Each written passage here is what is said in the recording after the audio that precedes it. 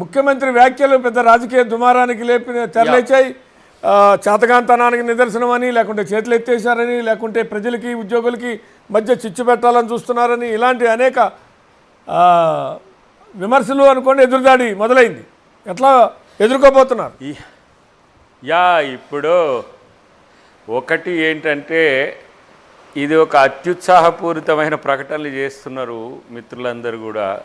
BJP BRS నాయకులకు ఈ అత్యుత్సాహం ఎందుకు వచ్చిందో అర్థం కావట్లేదు. కానీ పోటీపడి మరి ఒకరి మీద ఒకరు, అంటే మా వల్లనే ఈ విధ్వంసం జరిగిందని బీఆర్ఎస్ అనుకోవట్లేదు, మా సహకారం వల్లనే ఈ ఆర్థిక విధ్వంసం జరిగిందని బీజేపీ అనుకోవట్లేదు.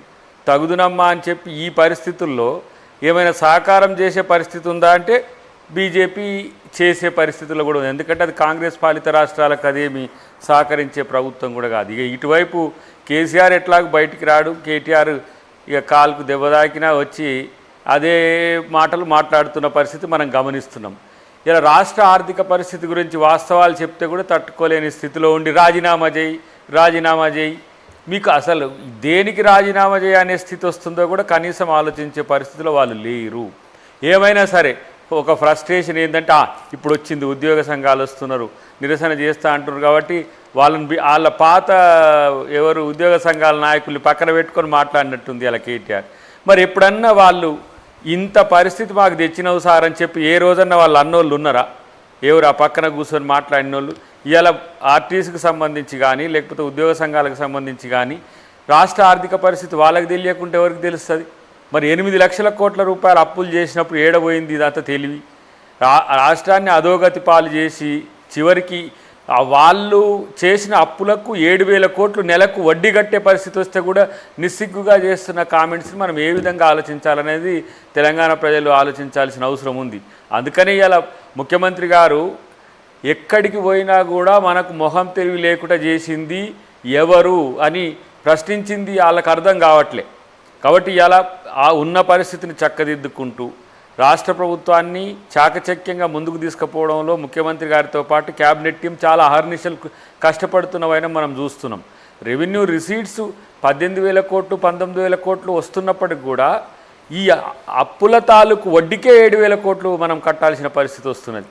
మరి ఇది ఎవరు అంటే వాళ్ళు కనీసం వాళ్ళ కింద గురువింద గింజగాక తన నలుపు ఎరగదన్నట్టుగా వాళ్ళు చేసిన తప్పులేందో కనీసం ఎరగకుండా బయటకు వచ్చి ఏకశెక్కాలు మాట్లాడడం, ఇష్టానుసారంగా మాట్లాడుతుంటే ప్రజలు నవ్విపోదురు కాక అన్నట్టుగా ఇలా చర్చ వస్తున్నది. ఇటువైపు బీజేపీ వాళ్ళు ఏంది అప్పుడే ఇప్పుడు సంవత్సరంకే చేతులు ఎత్తేసిండు రేవంత్ రెడ్డి గారు. చేతులు ఎత్తేసిండా మీరు చేతులు మొక్కేటట్టు చేస్తుండో మీరు ఆలోచించుకోండి.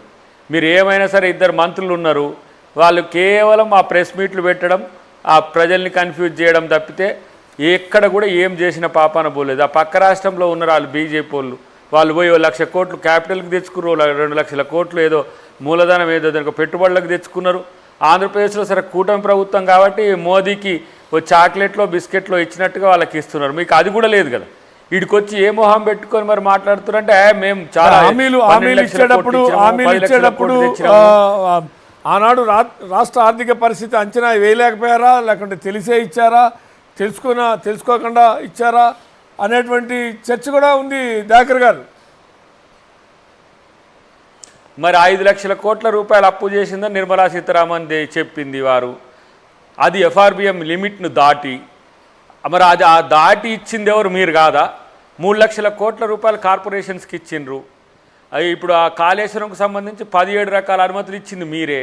మరి అప్పులు చేసింది మీరు కాదా?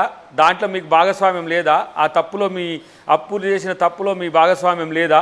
మరి మీరు ఎట్లా వచ్చి మాట్లాడుతున్నారు? ఇలా 8 లక్షల కోట్లు ఎందుకు ఎట్లా చేసినని చెప్పి కేసీఆర్ మీద ఎందుకు లేదు ఈ కోపం?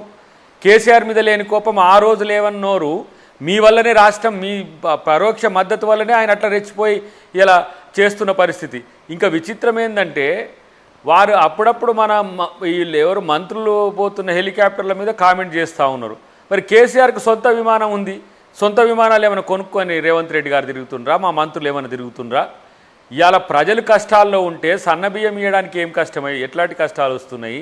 ఇలా రాష్ట్రంలో ఇప్పుడు 1,14,000 కోట్ల రూపాయల సంక్షేమానికి మనం ఈరోజు పెట్టుబడులు అదేంది రాష్ట్ర ప్రభుత్వ బడ్జెట్ నుంచి పెట్టినాం.